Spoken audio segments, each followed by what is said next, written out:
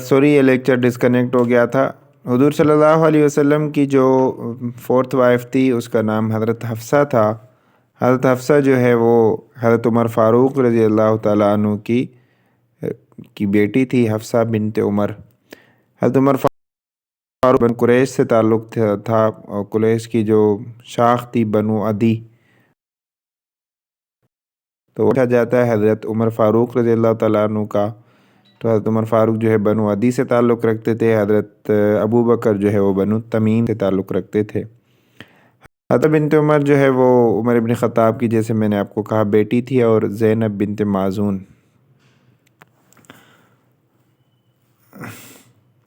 انہوں نے ایک اور چیز لکھی ہے کہ حضرت حفصہ کا جو پہلے شوہر تھے ان کا نام خنیس ابن حذیفہ، یہ کوئی امپورٹنٹ ضروری نہیں ہے، اس سے ہمارا تعلق نہیں ہے۔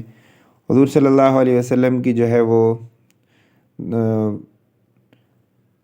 حضور صلی اللہ علیہ وسلم کی شادی حضرت حفصہ سے ہوئی تھی، تو پہلے شوہر جو میں نے بتایا تھا خنیس تھے۔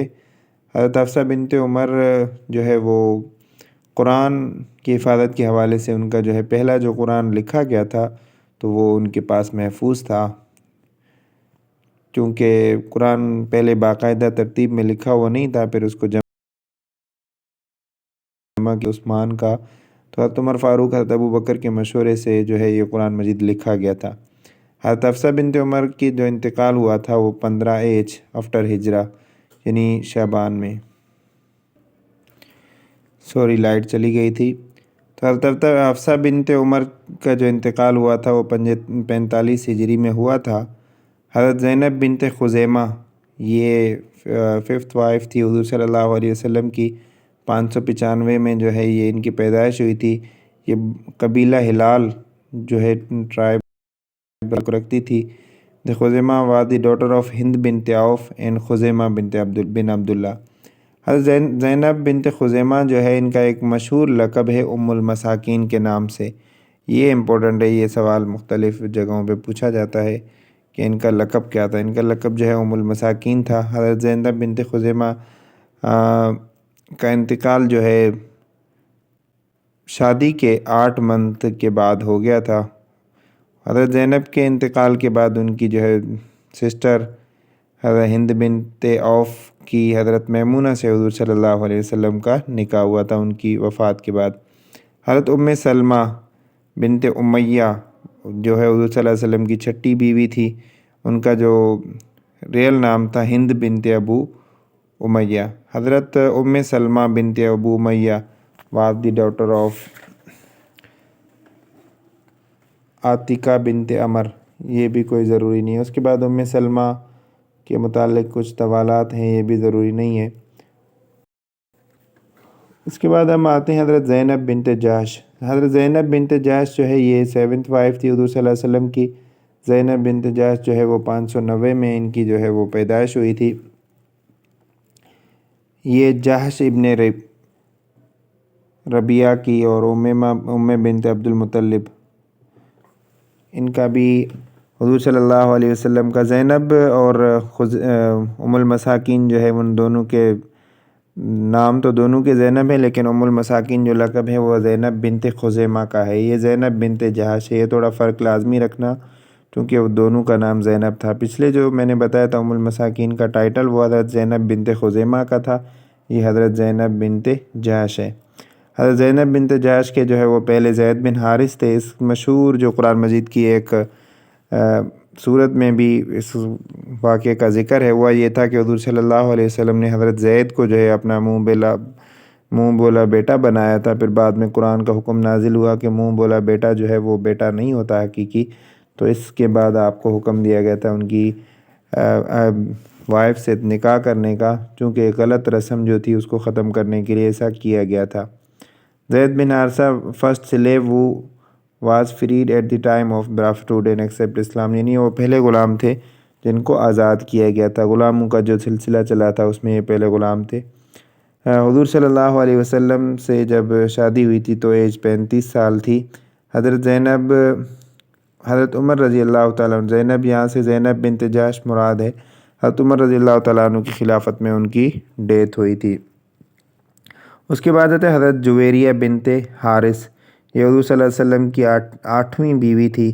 حضرت جویریہ جو ہے وہ 608 AD میں پیدا ہوئی تھی۔ آپ کا تعلق جو ہے بنو مستلق سے تھا، بنو مستلق ایک قبیلہ ہے، وہ ان سے آپ کا تعلق تھا۔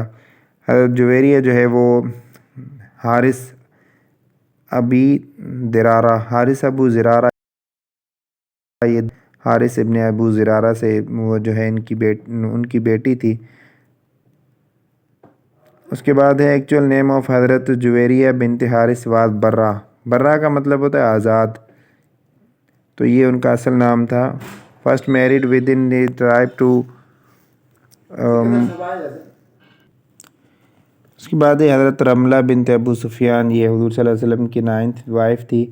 حضرت رملہ بنت ابو سفیان جو ہے وہ 25 ایئر بیفور دی ہجرہ، یہ ہجرہ سے پہلے جو ہے وہ پیدا ہوئی تھی۔ حضرت رملہ بنت ابو سفیان واز دی ڈاٹر آف ابو سفیان ابن حرب اینڈ سفیان بنت ابو العاص۔ حضرت رملہ بنت ابو سفیان جو ہے کالسو حبیبہ، یہ سوال ضروری آتا ہے، ان کا لقب جو ہے وہ حبیبہ تھا، جیسے میں نے زینب بنت خزیمہ کا بتایا، تو اسی طرح یہ ان کا حبیبہ ہے۔ حضرت رملہ بنت ابو سفیان جو ہے وہ 45 آفٹر ہجرہ جو ہے ان کی ڈیتھ ہوئی تھی۔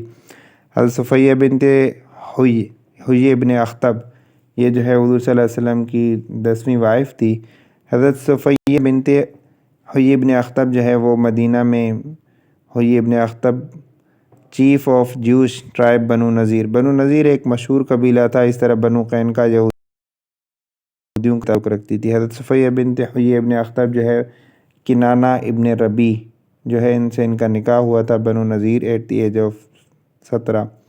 According to Muhammad state for the death between Khaybar and Medina, یہاں پر یہ خیبر اور مدینہ کے بیچ میں جو ہوا تھا اس میں حضور صلی اللہ علیہ وسلم جو ہے وہاں پر 20 دن رہے تھے، تو وہاں پر جو ہے وہ صفیہ سے ان کا نکاح ہوا تھا۔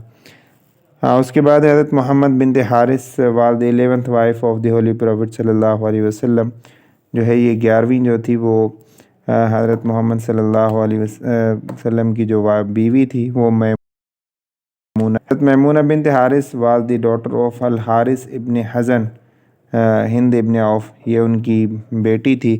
یہ حضور صلی اللہ علیہ وسلم کی جو ہے وہ بیویوں کا مختصر سا تعارف تھا۔ اس میں نے جیسے پہلے آپ کو بتایا چند ضروری چیزیں جو ہے وہ ان کے قبیلے ہیں اور ان کی پیدائش ہے، ان کی وفات ہے، اور ان کے جو خاص نام ہیں، القابات، ٹائٹل وغیرہ وہ ضروری ہے۔ اس میں زیادہ تر جو سوالات آتے ہیں حضرت خدیجہ، حضرت عائشہ، حضرت حفصہ، ان کی پیدائش وغیرہ، ان کا قبیلہ، ان کے والد کے نام، ان کے متعلق اگر کوئی لقب وغیرہ ہے تو یہ بہت ضروری چیزیں اس میں سے، یہ آپ الگ نوٹ بھی کر سکتے ہیں۔ زیادہ تر ان میں سے یہی سوالات آتے رہتے ہیں۔